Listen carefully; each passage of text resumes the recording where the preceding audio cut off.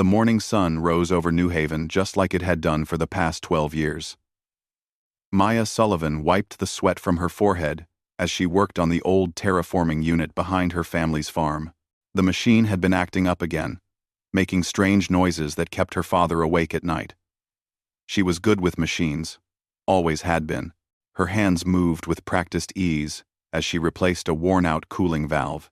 New Haven was a small colony on the edge of human space. Only 300 people lived here, spread across a valley surrounded by purple mountains. The air was thin, but breathable. The soil was rocky but fertile enough to grow crops. It was not paradise, but it was home.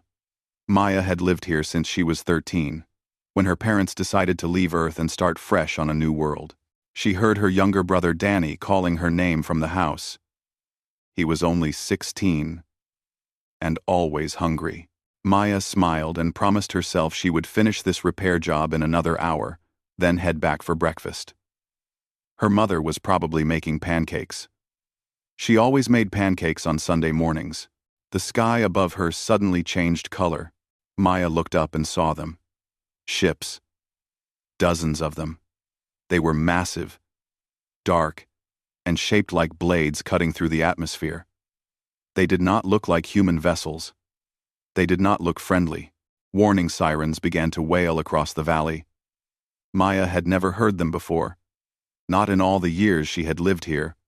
Her heart started pounding. She dropped her tools and ran toward the house.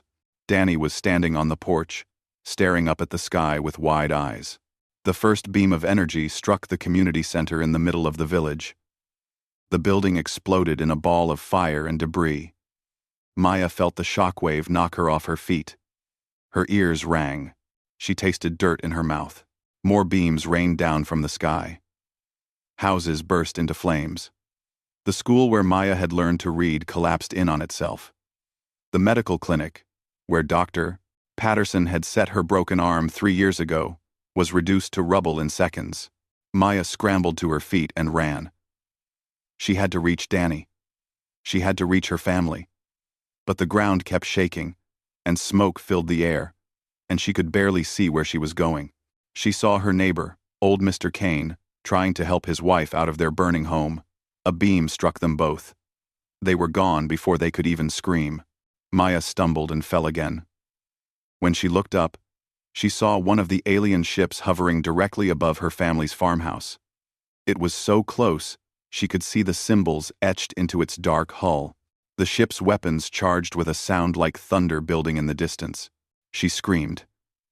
She screamed for her mother, for her father, for Danny. But her voice was lost in the chaos. The beam hit the farmhouse dead center, the home where she had celebrated birthdays, where she had learned to cook, where she had argued with her brother over stupid things that did not matter, was simply erased. One moment it was there. The next moment, it was dust and fire. Something inside Maya broke. She did not remember running to the maintenance tunnels beneath the terraforming station. She did not remember crawling through the darkness as the world above her died. She did not remember how long she stayed down there, curled into a ball, shaking and crying and unable to breathe. When she finally emerged, it was night. The alien ships were gone. The valley was silent, except for the crackling of fires that still burned among the ruins. New Haven was dead. Maya walked through the destruction like a ghost. Bodies lay everywhere. Some she recognized. Others were burned beyond recognition. She found what was left of her house. Just a smoking crater in the ground. There was nothing to bury. No bodies to recover. Her family had been vaporized. She walked to the center of the village, where the community hall used to stand. 30 or 40 people had probably been inside when it was hit. The mayor, the teachers, the farmers who gathered there every Sunday to plan the week's work, all gone. Maya counted the dead as she walked. She found 23 bodies intact enough to identify. She knew there were hundreds more buried in the rubble or scattered across the valley in pieces too small to find. She worked for 3 days straight, digging graves with her bare hands. The soil was hard, and her fingers bled. But she did not stop. She buried everyone she could find. She said words over each grave, even though she was not religious. It seemed important to say something. On the fourth day, she ran out of bodies to bury. She sat in the middle of the graveyard she had created and stared at the sky. It was blue and clear and beautiful. It looked exactly the same as it had looked 4 days ago, before her entire world had ended. The aliens had not come back. They had done what they came to do and left. They probably thought everyone was dead. They probably did not care either way. Maya felt something growing inside her chest. It was not grief, though she had plenty of that. It was not fear, though she probably should have been terrified. It was rage. Pure, burning, infinite rage. She stood up and walked back to the ruins of her house. She dug through the debris until she found what she was looking for. Her father's old data pad. It was cracked and half melted, but it still worked. She accessed the colony's communication array, or what was left of it. The rescue ship arrived 3 weeks after Maya sent the distress signal. By then, she had survived on salvaged ration packs and water from the emergency supplies. She had lost weight. Her clothes hung loose on her frame. Her eyes had dark circles underneath them from lack of sleep. The soldiers who found her were shocked. They had expected to find bodies, maybe a few survivors hiding in bunkers. They did not expect to find a young woman calmly sitting among rows of graves she had dug herself. Captain Rogers, the officer in charge, tried to talk to her. He asked gentle questions about what happened, about how she survived, about whether she needed medical attention. Maya answered in short sentences. Yes. Aliens attacked. No. She was not injured. Yes. Everyone else was dead. They brought her aboard their ship, the Defender. The medical staff wanted to sedate her, to help her rest. She refused. She sat in the small cabin they gave her and stared at the wall. The ship's counselor, a kind woman named Dr. Phillips, tried to get her to talk about her feelings. Maya said nothing. But at night, when everyone thought she was asleep, Maya accessed the ship's computer systems. Her father had taught her about programming when she was young. She had always been good at finding ways into systems that were supposed to be secure. She read everything she could find about the aliens who had attacked New Haven. The files called them the Cavricks. They were an empire that controlled dozens of star systems. They were known for their military strength and their contempt for other species. Humans were not the first race they had attacked. They would not be the last. The Defender brought Maya to Titan Station, a massive military base orbiting Saturn. It was the largest human installation in the outer solar system. Thousands of soldiers and officers worked there, coordinating humanity's defense against alien threats. They put Maya in temporary housing and told her to rest. They said she would be transferred to a trauma center on Earth in a few weeks. They said she would receive the best care available. They said things would get better with time. Maya knew they were lying. Nothing would ever get better. She spent her days in the station's public library, accessing every database she could find. She learned about Cavrick's military tactics. She studied their ship designs, their weapons technology, their battle formations. She memorized the names of their commanders and the locations of their bases. A month passed, then 2. The officers in charge of her care started to worry. She was not getting better. She barely ate. She barely slept. All she did was read and study and fill notebook after notebook with diagrams and calculations. Commander Helen Price noticed her one day in the library. Helen was a veteran officer, nearly 50 years old, with gray hair and scars on her hands from old battles. She had been fighting aliens for 25 years. She had seen too many colonies destroyed, too many good people killed. Helen sat down across from Maya without asking permission. She looked at the data Maya was reviewing. Ship schematics, battle reports, casualty statistics. You are planning something, Helen said quietly. Maya looked up at her. For the first time in months, there was something alive in her eyes. Something dangerous. I am going to kill them, Maya said. Helen did not laugh. She did not try to talk Maya out of it. She had heard that tone before, in the voices of other survivors who had lost everything. All of them? Helen asked. Every single one, Maya replied. Helen was quiet for a long moment. Then, she did something that surprised both of them. She helped. Over the next 3 months, Helen gave Maya access to classified military files. She introduced her to officers who had fought the Cavrix and lived. She arranged for Maya to train with combat instructors and weapons specialists. The official story was that Maya was being prepared for a support role in military intelligence. The truth was that Helen saw something in Maya that reminded her of herself, years ago, before the military had beaten all the rage out of her. Maya proved to be a natural tactician. She absorbed information like a sponge. She could look at a battle plan and immediately spot the weaknesses, the opportunities, the killing strokes that others missed. Her engineering background gave her insights into how ships and weapons worked, how they could be sabotaged or turned against their users. 6 months after arriving at Titan Station, Maya presented Helen with a complete plan. It was detailed, precise, and absolutely insane. She wanted to take the fight directly to the Cavrix homeworld, not to send a message, not to strike a symbolic blow, but to destroy it completely, the way they had destroyed New Haven. Helen read the plan 3 times. She looked for flaws and found very few. The plan was audacious, brutal, and had maybe a 10% chance of success. It would require a ship, a crew, and resources that Helen did not have the authority to provide. This will get you killed, Helen said. I do not care, Maya replied. It might also work, Helen admitted.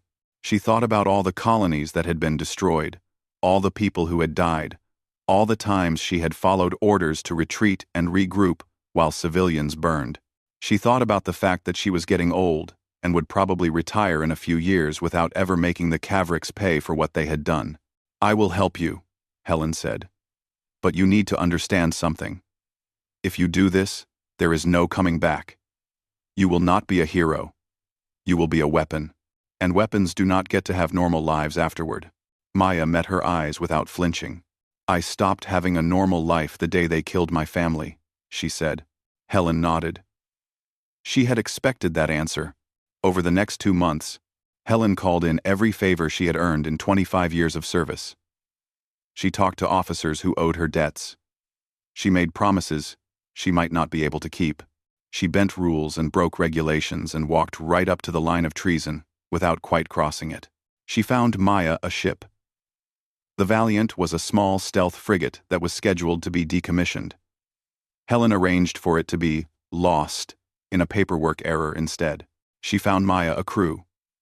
Volunteers. All of them. People who had their own reasons for hating the Cavrix.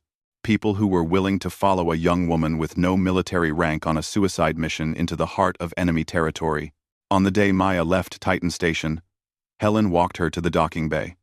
They stood together in silence, watching the crew prepare the Valiant for departure. The Valiant was not a beautiful ship. It was small, cramped, and had seen better days. But it was fast, and it was quiet. And those were the only things that mattered to Maya. The crew that Helen had assembled numbered 15 people. Lieutenant Jake Morrison was the pilot, a talented flyer who had been court-martialed twice for disobeying orders. Dr. Lisa Chang was the science officer, a xenobiologist who had lost her entire research team when the Cavrix raided their station. Sergeant Carlos Ruiz led the Marine contingent, 6 hard-faced soldiers who volunteered without asking questions. There were others. An engineer named Pete, who could fix anything.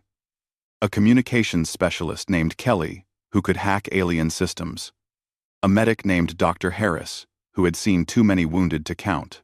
Each of them had their own scars, their own reasons for being here.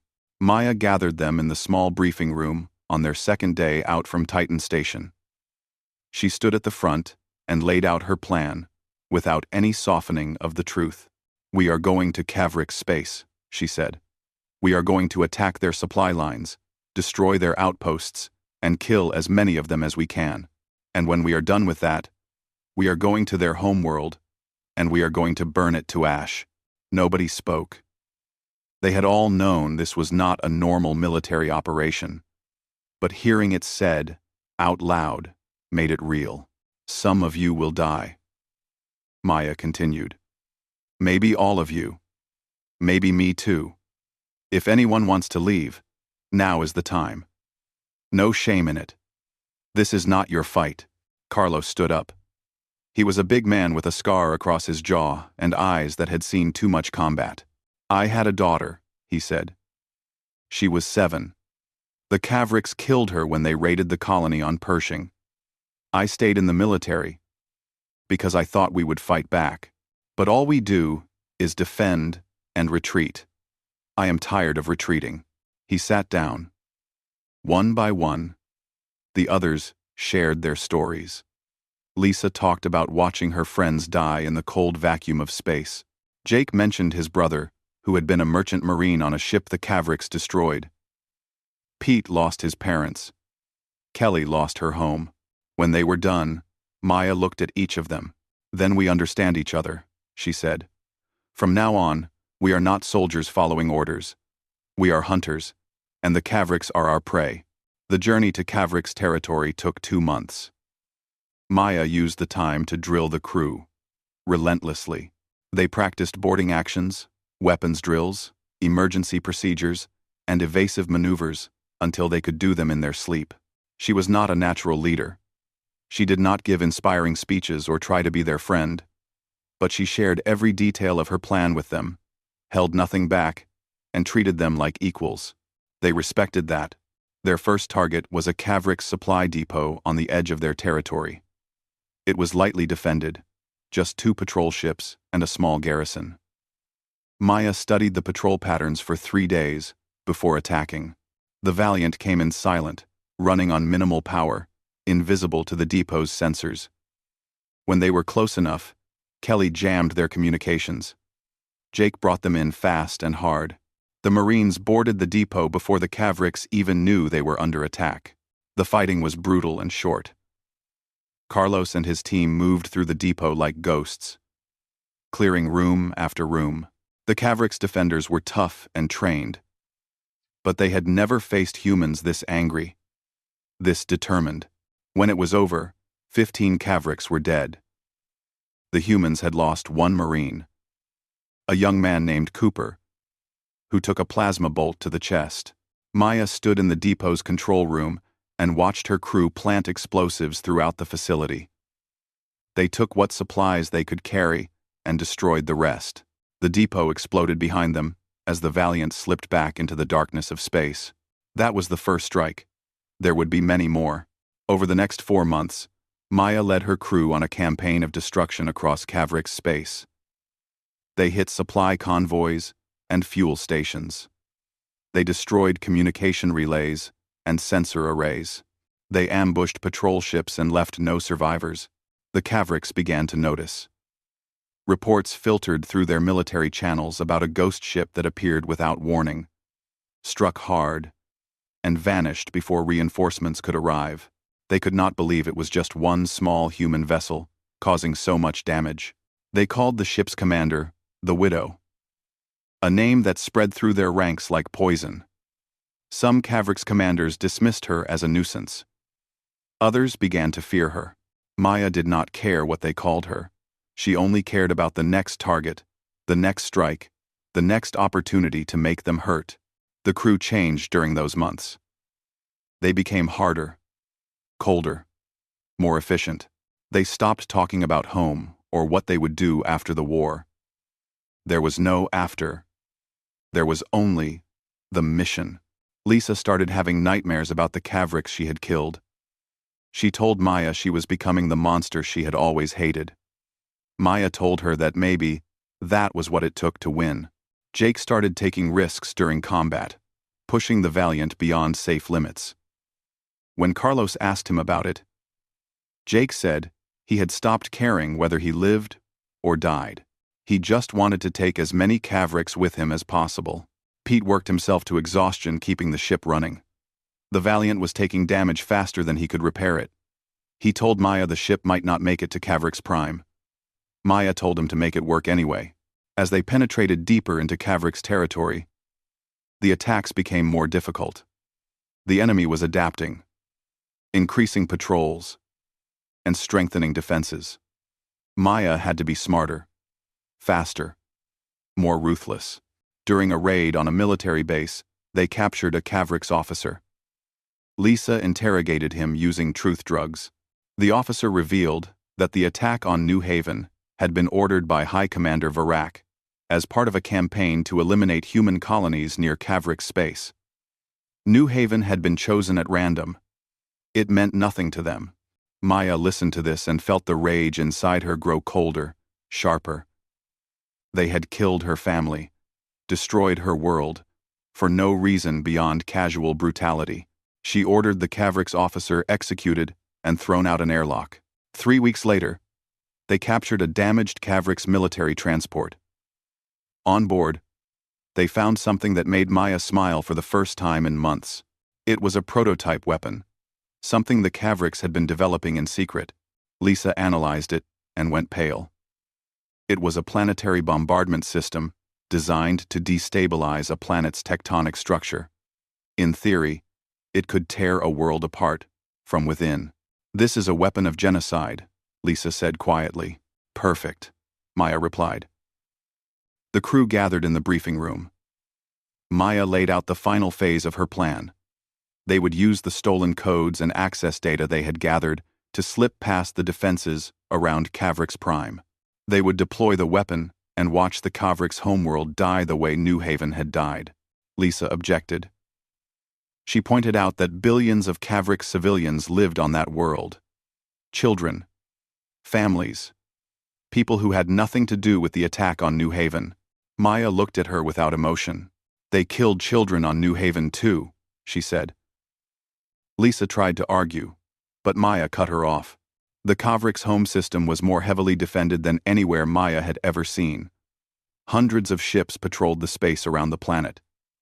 Orbital defense platforms surrounded Cavrix Prime like a steel cage. Sensor networks covered every approach vector. It should have been impossible to penetrate. But Maya had spent months preparing for this. She had studied every defensive system, every patrol pattern, every weakness in their security. She had captured access codes and stolen identification protocols. She knew their systems better than some of their own officers. The Valiant entered the system disguised as a damaged Cavrix transport. Kelly had reprogrammed their transponder and was broadcasting false distress signals. To the defense network, they looked like a crippled ship limping home after a battle. Jake kept the ship's movements erratic, like a vessel with failing engines. It was a performance that required perfect timing and nerves of steel. One wrong move, and 300 warships would converge on their position. They were challenged twice by patrol vessels.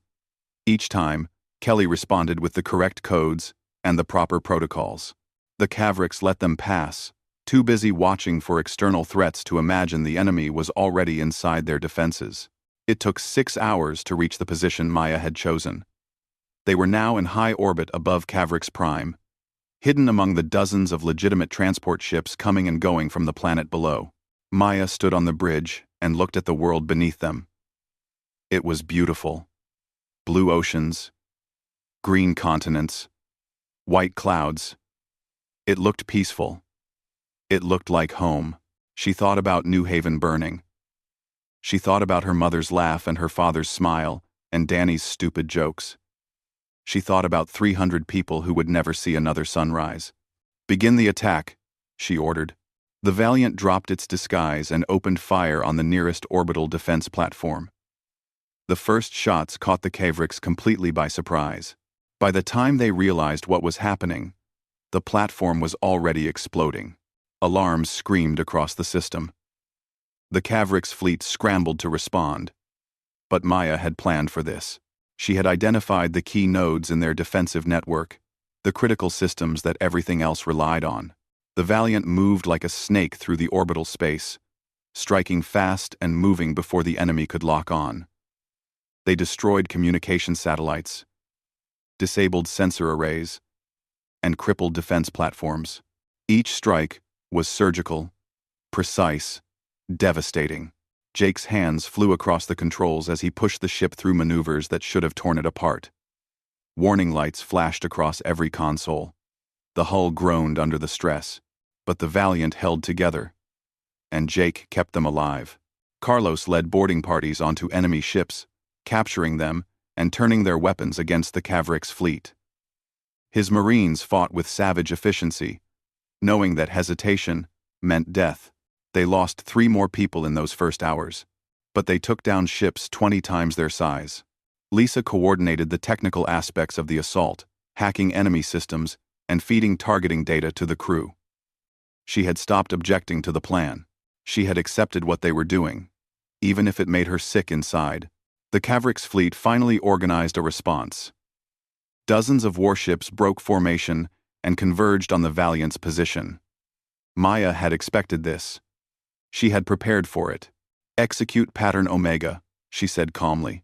Jake grinned. Pattern Omega was the most dangerous maneuver they had practiced, one that required flying directly into the teeth of the enemy fleet. Most pilots would have called it suicide. Jake called it fun. The Valiant dove toward the planet, using its gravity well to build speed. Enemy ships followed, firing everything they had. Energy beams and missiles filled the space around them. The ship's shields held for a few seconds, then failed. Hull plating began to melt. 18. Pete screamed from engineering that they were taking critical damage. Maya ignored him. They just needed to survive a few more minutes. Jake pulled the Valiant into a sharp turn that sent everyone not strapped down flying across the bridge. The pursuing Cavric's ships tried to follow, but they were bigger and slower. Several collided with each other in the chaos. The Valiant shot back up out of the gravity well, now behind the enemy formation. Carlos's team launched captured Cavric's missiles at the confused fleet. The missiles were programmed with Cavric's military codes, so the enemy point defense systems did not shoot them down until it was too late. 3 capital ships exploded. 5 more were crippled and drifting. The Cavric's fleet fell into disarray. Maya watched it all with cold satisfaction. She had spent 6 months learning how they fought, how they thought, how they made mistakes. Now she was using all of that knowledge to tear them apart. But the battle was far from over. More ships were coming. The Cavric's were calling in reinforcements from across the system. The Valiant was running out of ammunition, and the ship's systems were failing. "Time to deploy the weapon," Maya said. Lisa hesitated. This was the moment she had been dreading. Once they did this, there would be no going back. No forgiveness. No redemption. "Maya," she said quietly, "there are children down there. Billions of people who never hurt anyone." Two. Maya turned to look at her. There was no anger in her eyes, just emptiness. "I know," Maya said. "Do it anyway." Lisa's hands shook as she activated the weapon. The captured Cavric's device powered up and locked onto the planet below. It began sending focused energy pulses into Cavric's Prime's crust, targeting the fault lines and tectonic plates that Lisa had identified. At first, nothing seemed to happen. Then the sensors began picking up seismic activity. Small tremors at first, then larger ones. The planet's crust was beginning to destabilize. On the surface, the Cavric's population had no idea what was happening. They felt the earthquakes and assumed it was a natural disaster. They had no way of knowing that a human ship in orbit was systematically destroying their world. The tremors grew stronger. Cities began to collapse. Oceans surged out of their basins. Volcanoes that had been dormant for centuries erupted simultaneously. The Cavric's fleet command finally understood what was happening. They abandoned their attack on the Valiant and turned toward their homeworld, desperate to stop the destruction, but it was too late. The weapon had done its work. The chain reaction was unstoppable now. Maya watched as Cavric's Prime began to tear itself apart. Continents fractured. The atmosphere ignited from volcanic gases. The oceans boiled away. It was dying in real time. right in front of her. The Kavrik ships that had been pursuing them broke off and fled. Some tried to evacuate civilians from the surface, but there was no time. Maybe Long and Clown.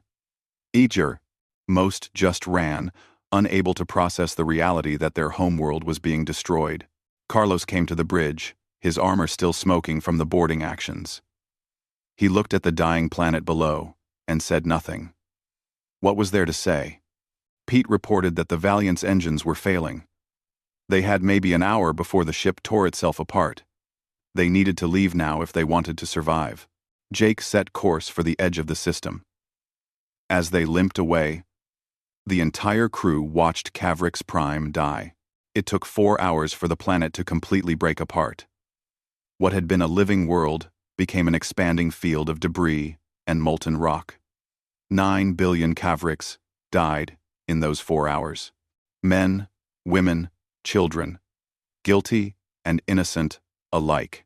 Maya stood alone in the observation deck and watched it all. She waited for the satisfaction, for the sense of justice, for some feeling that would tell her it had been worth it. It never came.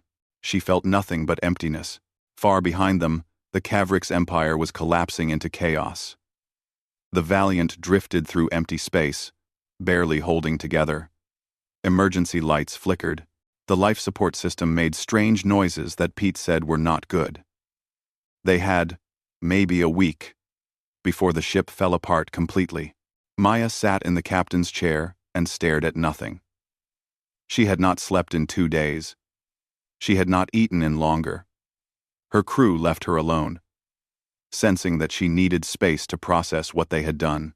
3 days after leaving the Kavrik system, Helen's voice came through on long-range communication. The signal was encrypted and scrambled, but it was definitely her. Maya, Helen said.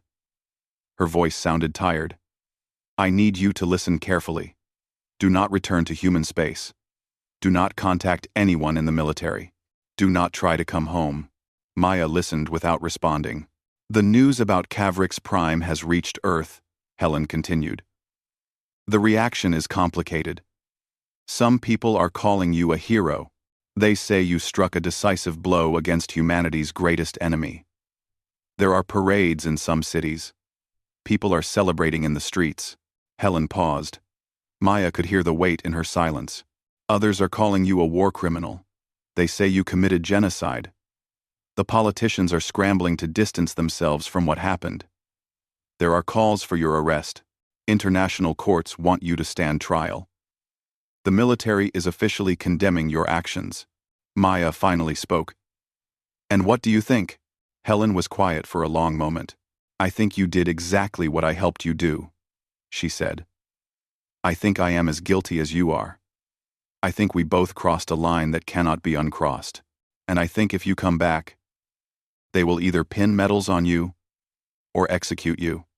And I do not know which would be worse. What should I do? Maya asked. Disappear, Helen said.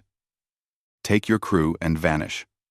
Find some place in the outer rim where nobody knows your name. Try to build something resembling a life. It is more than either of us deserve, but it is all I can offer you. The transmission ended. Maya sat in the dark bridge and felt the weight of it all pressing down on her. She called a meeting with the crew. All 15 survivors gathered in the common area. They looked at her with hollow eyes, waiting for orders that would probably never come. We cannot go home, Maya said simply. Human space is closed to us. We are heroes to some, and criminals to others. Either way, we cannot have normal lives anymore. Nobody seemed surprised. They had known this was coming from the moment they agreed to follow her. So what do we do? Carlos asked. Maya had been thinking about this for days. She had destroyed the Kavrik's empire. But what had she built? What had she created, besides death and ash? We find somewhere quiet, she said. Somewhere, far from humans and aliens. We try to figure out how to live with what we have done. Lisa spoke up, her voice barely above a whisper. I keep seeing their faces. The Kavriks we killed. I know they were the enemy. I know they destroyed colonies and killed civilians. But I keep thinking about the children on that planet. They never had a chance. Neither did Danny, Maya said quietly. Neither did any of the children on New Haven. Does that make it right? Lisa asked. Maya looked at her. The crew discussed their options. Jake suggested they could become mercenaries, selling their skills to whoever paid. Carlos thought they should stay together as a unit. A crew without a country. Pete just wanted to find a planet where he could work on machines and never think about war again. In the end, they decided to head for the Outer Rim territories, the wild spaces beyond human and alien control. There were colonies out there, independent settlements that did not ask questions about where people came from or what they had done. The journey took 3 weeks. The Valiant barely made it. By the time they reached the Outer Rim, the ship was held together by Pete's engineering genius and sheer stubbornness. They found a small settlement on a moon called Haven's End. The name made Maya laugh bitterly.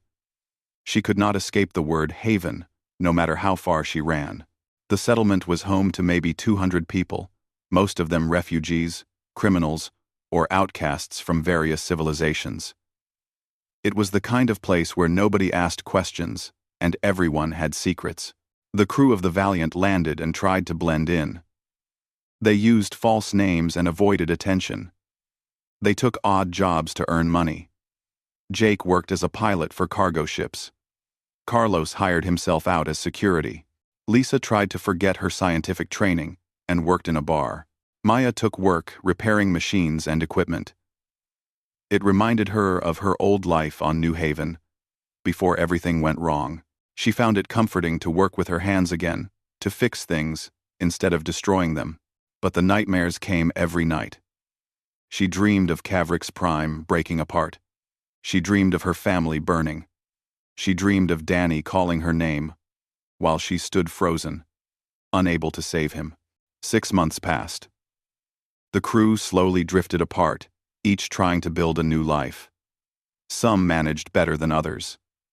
Kelly found a partner and talked about settling down. Pete opened a small repair shop and seemed almost happy. Others struggled. Jake drank too much and got into fights. Carlos could not adjust to civilian life and took increasingly dangerous security jobs. Lisa developed insomnia and spent her nights staring at the stars, unable to forgive herself. Maya existed in a strange limbo. She was not alive. Not really. She went through the motions of living, but inside, she felt hollow.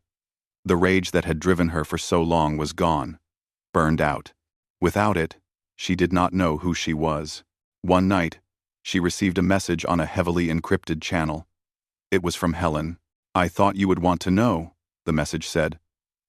"The Cavrix Empire is finished. What remains of their civilization has broken into dozens of small factions fighting over the scraps. They will never threaten humanity again. You won, Maya. Whatever else you did, you won." Maya deleted the message without responding. She walked out to the edge of the settlement, where she could see the stars clearly. She thought about New Haven and her family. She thought about the billions of Cavrix who died because of her. She thought about the person she used to be. The girl who fixed terraforming equipment and complained about her little brother. That girl was dead. She had died the same day New Haven burned. What remained was something else. Something harder and colder. A weapon that had forgotten how to be human. Lisa found her there an hour later. She sat down next to Maya without saying anything. They had barely spoken in months. But tonight, Lisa needed to talk. "Do you think we are monsters?" Lisa asked. Maya considered the question honestly. "Do you regret it?" Maya thought about that for a long time. Did she regret destroying Cavrix Prime? Did she regret the billions of deaths? Did she regret becoming the thing she hated? "No," she finally said. "I regret that it was necessary. I regret that the Cavrix left me no choice. But I do not regret doing it." Lisa nodded slowly. "I wish I could say the same. I keep thinking there must have been another way. Maybe there was," Maya admitted. But I could not see it. All I could see was New Haven burning, and my family dead. Maybe if I had been stronger, or smarter, or better, I could have found a different path. But I was not. I was just a girl who wanted revenge, and I took it the only way I knew how. They sat together in silence, two broken people, trying to make peace with what they had become. Far away, on Earth, historians were already writing about the destruction of Cavrix Prime. So 2 years passed on Haven's End. The settlement grew slowly, attracting more refugees and outcasts. Maya's repair shop became known as one of the most reliable on the moon. She fixed everything from mining equipment to ship engines, working long hours to keep her mind occupied. The nightmares never stopped. Every night she saw Cavrix Prime dying. Every night she heard the screams of billions. Sometimes she also dreamed of New Haven, of her mother's smile and her father's laugh. Those dreams were worse somehow, because they reminded her of what she had lost and what she had become. The crew of the Valiant stayed on Haven's End, though they rarely gathered anymore. The shared trauma that had bound them together now kept them apart. Each of them dealt with their guilt in different ways. Carlos became the settlement's chief of security. He was good at the job, fair but hard. He never talked about the war. When new arrivals asked about his past, he would just shake his head and walk away. Jake continued piloting cargo runs, but he had stopped taking unnecessary risks. He had found a kind of peace in routine flights between settlements. He still drank, but not as much as before. Lisa worked as a teacher now, educating the settlement's children. She never mentioned her doctorate or her years as a scientist. She just taught basic math and reading and tried to give the children something she felt she had lost: innocence. Kelly and her partner opened a small cafe. Pete's repair business was thriving. Dr. Harris ran the settlement's medical clinic. They were all trying to build something. To create instead of destroy. To prove to themselves that they were more than the terrible thing they had done. One day, a ship arrived at Haven's End carrying someone Maya never expected to see again. Helen Price stepped off the transport, looking older and more tired than Maya remembered. They met in Maya's workshop. Helen looked around at the tools and equipment, at the honest work Maya was doing, and nodded approval. "I retired from the military 6 months ago," Helen said. "I could not do it anymore. Every time they gave me an order to retreat, to abandon a colony, to let civilians die because we did not have the resources to save them, I thought about you, about what you did, about how you refused to accept that there was no other choice." Maya set down the piece of equipment she had been repairing. "Why are you here, Helen?" "Because I needed to see if you were all right," Helen said. "And because I needed to know if what we did was worth it." Maya laughed bitterly. "I do not think I am the right person to ask." Helen sat down on a workbench. "The Cavrix Empire is gone. Completely. The species still exists, scattered across a few dozen colonies, but they will never be a threat again. Human colonies are expanding into territory that used to be theirs. Thousands of people are alive today because the Cavrix cannot attack them anymore. And 9 billion Cavrix died," Maya said quietly. "Yes," Helen agreed. "They did. Does that make us monsters or saviors?" Maya picked up a wrench and turned it over in her hands. "I think it makes us both. I think we saved lives by taking lives. I think we stopped a genocide by committing one. I think the universe is more complicated than right and wrong, and I think we will spend the rest of our lives trying to figure out which side we were on." Helen was quiet for a moment. "I got word from Earth last month. The political situation has settled.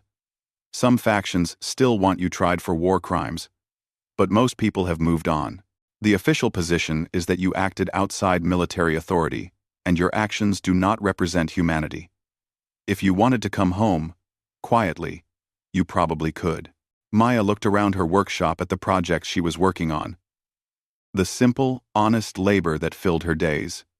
She thought about Earth, about cities full of people who would either worship her or condemn her. She thought about living in a place where everyone knew her name and what she had done. "This is home now," Maya said. "I cannot go back to who I was before. That person died on New Haven. All I can do is try to be someone new." Helen nodded. She had expected that answer. "They are building lives here. Some are doing better than others, but they are trying. That is all any of us can do." Before Helen left, she gave Maya something. It was a data chip containing news reports, historical analyses, and academic papers about the destruction of Cavrix Prime.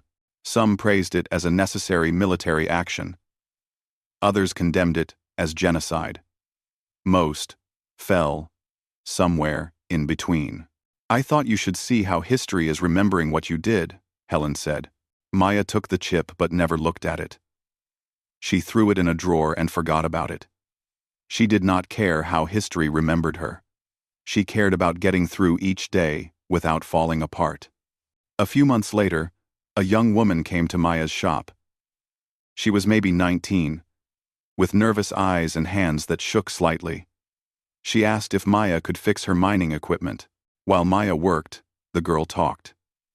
She was a refugee from a colony called New Perth. The Cavrix had attacked it 5 years ago, killing most of the population. She had escaped in an evacuation ship. "I heard the Cavrix Empire fell," the girl said. "I heard their homeworld was destroyed by some kind of human ship. People say it was terrorism, but I am glad it happened. They killed my family. They deserved what they got." Maya's hands went still on the equipment.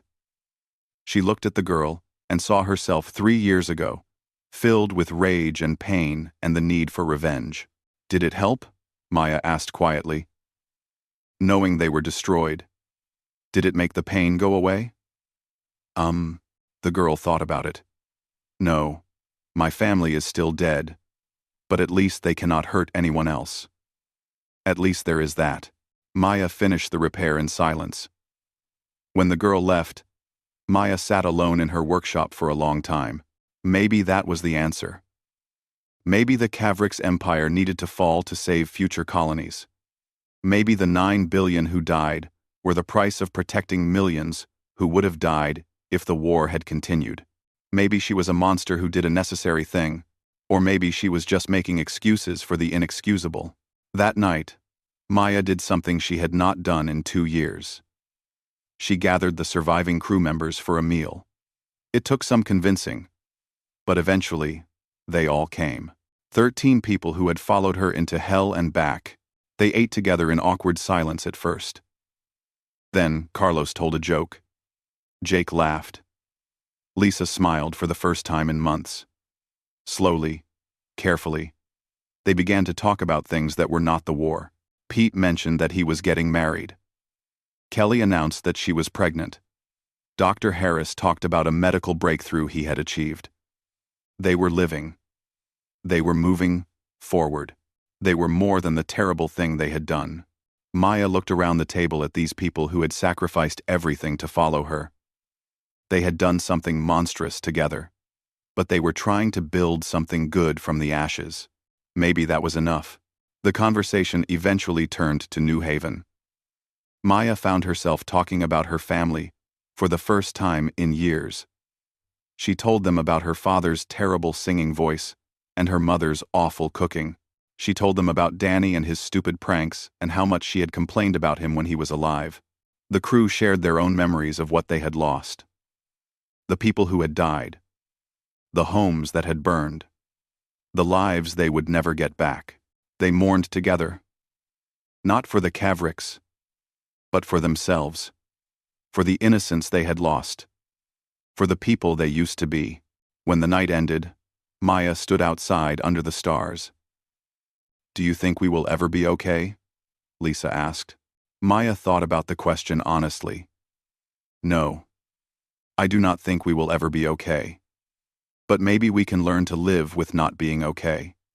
Maybe we can build something good, even though we did something terrible.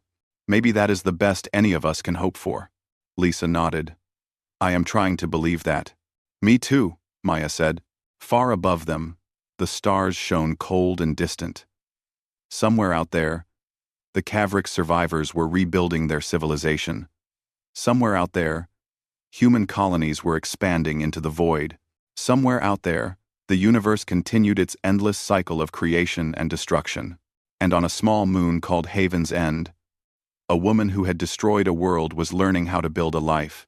It was not redemption. Redemption was not possible for what she had done, but it was something. Maya Sullivan went back inside her shop. Tomorrow she would fix more machines. Tomorrow she would help her neighbors.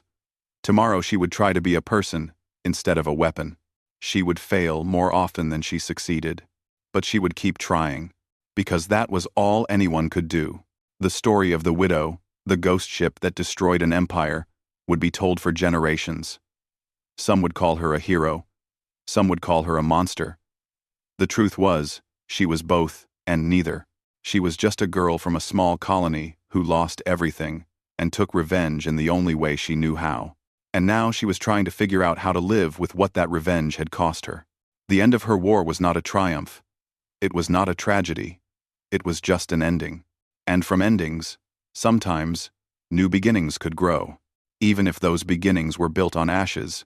Me called it humanity's greatest victory. Others called it humanity's greatest shame. The truth, as always, was more complicated than either version.